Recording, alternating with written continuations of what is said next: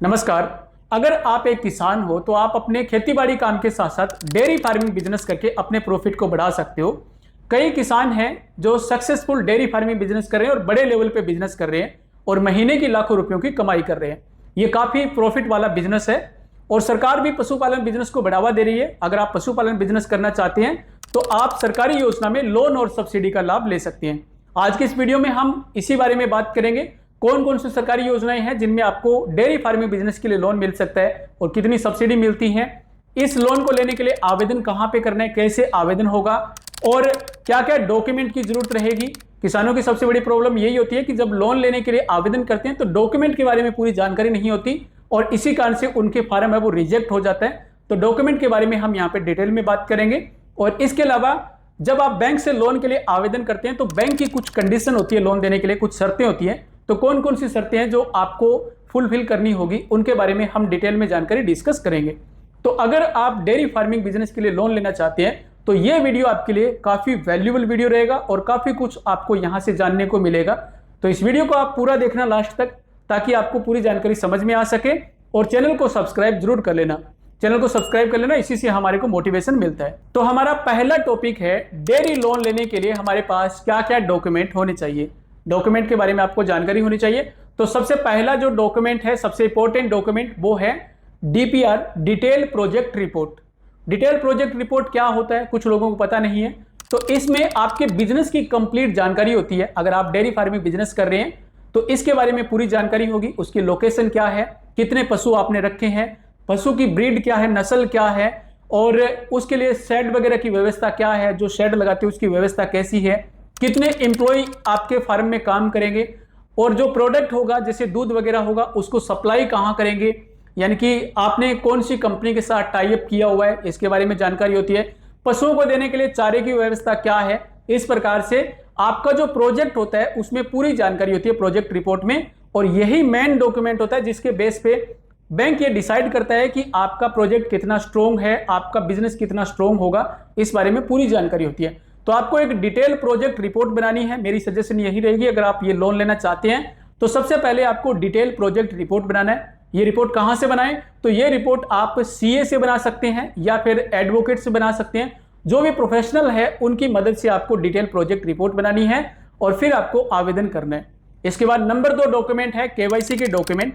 KYC के document में आपका आधार कार्ड और आपका रेजिडेंट प्रूफ ये होना चाहिए। आईडी प्रूफ और रेजिडेंट प्रूफ लगाना है। इसमें आपको एक आधार कार्ड लगाना है, आधार कार्ड के साथ में एक रेजिडेंट प्रूफ लगाना है जिसमें आप अपना पासपोर्ट या ड्राइविंग लाइसेंस, राशन कार्ड या फिर आपका जो रेजिडेंट सर्टिफिकेट है, इस प्रकार के कोई डॉक्यूमेंट आप लगा सकते हैं। तो ये आपके डॉक्यूमेंट रहेंगे केवाईसी के। इसके बाद नंबर 3 डॉक्यूमेंट है पैन कार्ड।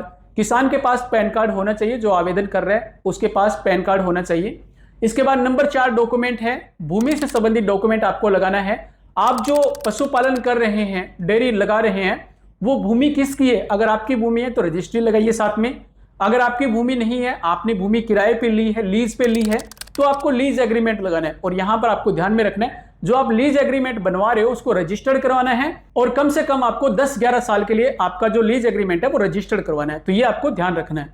नेक्स्ट डॉक्यूमेंट है उद्यम रजिस्ट्रेशन सर्टिफिकेट। अगर आपके पास उद्यम रजिस्ट्रेशन सर्टिफिकेट लगा दीजिए। ये मैंडेटरी डॉक्यूमेंट नहीं है, ऑप्शनल है। अगर आपके पास है तो जरूर लगाइए, आपको बेनिफिट मिलेगा। अगर नहीं है तो आप इसको स्किप भी कर सकते हैं। उद्यम रजिस्ट्रेशन सर्टिफिकेट अगर आपने बनवाना है तो ये फ्री बनता है बिल्कुल। और ये सर्टिफिकेट कैसे बनना है, अगर आप ये जानना चाहते हैं, अपना सर्टिफिकेट बनाना चाहते हैं, तो इससे संबंधित मैं वीडियो का लिंक आपको डिस्क्रिप्शन में दे दूंगा। वो वीडियो वॉच करके घर बैठे बैठे बिल्कुल फ्री उद्यम रजिस्ट्रेशन सर्टिफिकेट बना सकते हैं। इसके अलावा आपको इनकम प्रूफ का कोई डॉक्यूमेंट देना होगा। बैंक आपको लोन तभी देगा अगर आपके पास इनकम है, कहीं ना कहीं से कोई इनकम का सोर्स है, तो बैंक आपको लोन देता है। तो इनकम प्रूफ का डॉक्यूमेंट आपको साथ में लगाना होता है। नेक्स्ट डॉक्यूमेंट है ट्रेनिंग सर्टिफिकेट। अगर आप डेयरी फार्मिंग बिजनेस करना चाहते हैं तो सबसे पहले आपको ट्रेनिंग लेना जरूरी होगा। आपको डेयरी बिजनेस करने के लिए ट्रेनिंग लेनी है, पशुपालन से संबंधित ट्रेनिंग लेनी है और ट्रेनिंग लेने के बाद आपको एक सर्टिफिकेट मिलेगा, उसको आपको साथ में लगाना है। अगर आप ये सर्टिफिकेट लगाते हैं तो आपका लोन है वो बहुत आसानी से अप्रूव हो सकता है। पशुपालन ट्रेनिंग कहां से करें, तो पशुपालन ट्रेनिंग करने के लिए आपके जिले में कृषि विज्ञान केंद्र से आप कर सकते हैं। जिला कृषि विज्ञान केंद्र में जाकर के कांटेक्ट कीजिए, वहां से आप पशुपालन ट्रेनिंग ले सकते हैं। वहां पे आपको सर्टिफिकेट भी मिल जाएगा। इसके अलावा आप अपने नजदीक, अगर आपके नजदीक कोई बड़ा डेयरी फार्म है जो रजिस्टर्ड डेयरी फार्म है, तो वहां पे भी ट्रेनिंग अवेलेबल की जाती है, तो वहां पे भी आपको पता कर लेना है, तो वहां से भी आप ट्रेनिंग ले सकते हैं। इसके अलावा जो डॉक्यूमेंट है वो है इनकम प्रूफ का डॉक्यूमेंट आपको लगाना है, बैंक स्टेटमेंट लगानी है, लास्ट 6 मंथ की बैंक स्टेटमेंट आपको लगानी है। अगर आप इनकम टैक्स पे कर रहे हो, इनकम टैक्स रिटर्न भर रहे हो, तो आपको आईटीआर की कॉपी साथ में लगानी है। बैंक अकाउंट की कॉपी आपको लगानी है, जिस बैंक में आप लोन के लिए आवेदन कर रहे हैं उस बैंक में आपका अकाउंट होना चाहिए, अगर है तो उसका सेविंग अकाउंट या करंट अकाउंट जो भी है उसकी कॉपी आपको साथ में लगा देनी है। अगर नहीं है तो आपको पहले उस बैंक में अपना अकाउंट ओपन करवाना है और फिर आपको लोन के लिए आवेदन करना है। इसके अलावा आवेदक को एक रिज्यूम साथ में लगाना है, आपको एक रिज्यूम बनवा लेना है जिसमें आपके बारे में पूरी जानकारी होगी, आपकी क्वालिफिकेशन, आपका एक्सपीरियंस अगर कोई है तो इस तरह का आपको एक रिज्यूम बनवाना है और उसको आपको साथ में लगा देना है। क्वालिफिकेशन के डॉक्यूमेंट आपको लगा देने हैं। अगर आप स्पेशल कैटेगरी से बिलोंग करते हैं तो कैटेगरी से संबंधित आपके डॉक्यूमेंट, जाति प्रमाण पत्र वगैरह है वो आपको साथ में लगा देना है। तो ये सभी डॉक्यूमेंट आपको लगा देने हैं, आपको यहाँ पे स्क्रीन पे दिखाई दे रहा होगा, ये सारे डॉक्यूमेंट आपके पास होने चाहिए। ये जरूरी डॉक्यूमेंट मैंने आपको बता दिए। इसके अलावा बैंक आपसे कुछ और डॉक्यूमेंट की भी डिमांड कर सकते हैं, तो वो डॉक्यूमेंट भी आपके पास होने चाहिए। अब हम बात करेंगे कि कौन कौन सी सरकारी योजना है जिनमें आपको डेयरी फार्मिंग बिजनेस के लिए लोन मिल सकता है। तो सबसे पहली योजना है पशु किसान क्रेडिट कार्ड। पशु किसान क्रेडिट कार्ड, इस योजना में आपको कम से कम ब्याज दर पर लोन मिल सकता है, आपको 7% ब्याज दर पर लोन मिल सकता है। और अगर आप लोन का जो अमाउंट है वो टाइम टू टाइम रीपे करते हैं तो आपको यहां पे 3% तक ब्याज में सब्सिडी की छूट भी मिल सकती है। यानी कि अगर आप लोन ले रहे हैं और लोन पर 7% ब्याज लग रहा है तो उसमें 3% अगर सब्सिडी के रूप में छूट मिल जाएगी तो केवल आपको 4% ब्याज दर पर यह लोन मिल सकता है। पीकेसीसी में आपको एक किसान क्रेडिट कार्ड बना करके दिया जाता है और आपको जब लोन की जरूरत होती है तब आप अपने पैसे विड्रॉल कर सकते हैं और उनको यूज कर सकते हैं। जितने पैसे आप विड्रॉल करेंगे केवल उन पैसों पे आपको ब्याज देना होता है, जो पैसे आपके केसीसी अकाउंट में जमा होते हैं उन पे आपको ब्याज नहीं लगता है। इस योजना में आपको 5 लाख रुपए तक का लोन मिल सकता है, लेकिन अगर आपको कम लोन की जरूरत है तो इस योजना में 1,60,000 रुपए तक का लोन, कोलेटरल फ्री लोन मिल सकते हैं। अगर आपके पास कोई चीज गिरवी रखने के लिए नहीं है तो बैंक में बिना कोई चीज गिरवी रखे 1,60,000 रुपए तक का लोन मिल सकता है। तो ये एक बहुत ही अच्छी योजना है। इस योजना में आवेदन कैसे करें? तो इस योजना में डेयरी फार्मिंग बिजनेस लोन लेने के लिए अगर आप आवेदन करना चाहते हैं तो इसके लिए आपको बैंक में विजिट करना है। आप सरकारी बैंक में जा सकते हैं, प्राइवेट बैंक में जा सकते हैं, या आप अपने ग्रामीण बैंक, अपने नजदीक जो ग्रामीण बैंक है वहां पे भी आवेदन कर सकते हैं। बैंक में जाना है, बैंक में जाकर के पशु किसान क्रेडिट कार्ड के लिए आपको जानकारी लेनी है और वहां पे आपको फॉर्म मिलेगा, फॉर्म फिलअप करके और आवेदन कर देना है। नंबर 2 योजना है प्रधानमंत्री मुद्रा योजना। प्रधानमंत्री मुद्रा योजना में कृषि से जुड़े हुए बिजनेस करने के लिए लोन मिल सकता है। इस योजना में आपको एग्रीकल्चर के लिए लोन नहीं मिलता है, लेकिन अगर आप खेतीबाड़ी से जुड़े हुए व्यवसाय करते हो तो उसके लिए लोन मिल सकते हैं। जैसे आप डेयरी फार्मिंग बिजनेस कर रहे हैं तो ये एक खेतीबाड़ी से जुड़ा हुआ बिजनेस है, इसके लिए आप मुद्रा डेयरी लोन ले सकते हैं। इस योजना में आपको मिनिमम 50,000 रुपए से लेकर के 20 लाख रुपए तक का लोन मिल सकता है। और प्रधानमंत्री मुद्रा योजना की खासियत यह है कि इसमें आपको कोलेटरल फ्री लोन मिलता है, यानी कि किसान के पास अगर कोई चीज बैंक के पास गिरवी रखने के लिए नहीं है, कोई सिक्योरिटी नहीं है, तो यहां पर आपको बिना गारंटी का लोन मिल सकता है।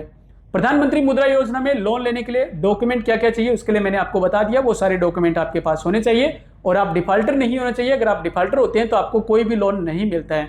इस योजना में लोन लेने के लिए आवेदन कैसे करें? तो आवेदन आप इसमें ऑनलाइन भी कर सकते हैं और ऑफलाइन भी कर सकते हैं। इस योजना में ऑनलाइन आवेदन करने के लिए आपको साइट विजिट करना है, www.jansamarth.in। इस साइट पर जाना है और यहां से आप ऑनलाइन आवेदन कर सकते हैं। इसके अलावा आप बैंक में जाकर के आवेदन कर सकते हैं। इसके लिए भी आप सरकारी बैंक में आवेदन कर सकते हैं, प्राइवेट बैंक में भी आवेदन कर सकते हैं और ग्रामीण बैंक में भी जाकर के आवेदन कर सकते हैं। तो आप अपने नजदीकी बैंक में जाइए जहां पे आपका अकाउंट है, वहां जाकर के प्रधानमंत्री मुद्रा योजना में लोन लेने के लिए फॉर्म मिल जाएगा, वहां पे आपको आवेदन फॉर्म मिलेगा। आवेदन फॉर्म आप किसी की देखरेख में अच्छी तरह से सही से फिलअप कर दीजिए, सारे डॉक्यूमेंट साथ में संलग्न करके आप ये फॉर्म, आप इस लोन के लिए आवेदन कर सकते हैं। नंबर 3 योजना है नाबार्ड योजना। नाबार्ड योजना के तहत भी डेयरी फार्मिंग बिजनेस के लिए लोन दिया जाता है। अगर आप नाबार्ड के तहत डेयरी लोन लेना चाहते हैं तो आपको बैंक में विजिट करना होगा, बैंक में जाकर के आपको स्कीम के बारे में पता करना है। अगर नाबार्ड के तहत कोई सब्सिडी वाली स्कीम चल रही है तो आपको जानकारी वहां से मिल जाएगी, या फिर आप अपने नजदीकी जो वेटरनिटी हॉस्पिटल है, जो पशु चिकित्सालय है आपके आसपास, वहां पे जाकर के आप इसके बारे में पता कर सकते हैं कि नाबार्ड के तहत अभी के टाइम में डेयरी फार्मिंग बिजनेस के लिए कौन सी स्कीम चलाई जा रही है सरकार के द्वारा, क्योंकि अलग अलग राज्य में अलग अलग स्कीम होती है और उसमें सब्सिडी का जो परसेंटेज है वो भी अलग अलग राज्य में अलग होता है। इसमें कैटेगरी पे भी डिपेंड करता है। जनरल कैटेगरी के वालों के लिए अलग स्कीम होती है, SC ST कैटेगरी वालों के लिए अलग स्कीम होती है। इसके बारे में आपको जानकारी पता करनी है और वहीं पे आपको आवेदन फार्म मिलेगा। आवेदन फार्म फिलअप करके सारे डॉक्यूमेंट साथ में संलग्न करके आप आवेदन कर सकते हैं। नाबार्ड के तहत कितनी सब्सिडी मिलती है, तो इसमें आपको मिनिमम 25% से लेकर के 35% तक सब्सिडी मिल सकती है। लेकिन यहाँ पे आपको ध्यान रखना है, यहाँ पे अलग अलग राज्य में सब्सिडी का परसेंटेज है वो अलग अलग हो सकता है और कैटेगरी के लिए भी अलग अलग हो सकता है। नेक्स्ट टॉपिक है, अगर आप बैंक से लोन ले रहे हैं तो बैंक की क्या क्या कंडीशन है, क्या क्या शर्तें हैं।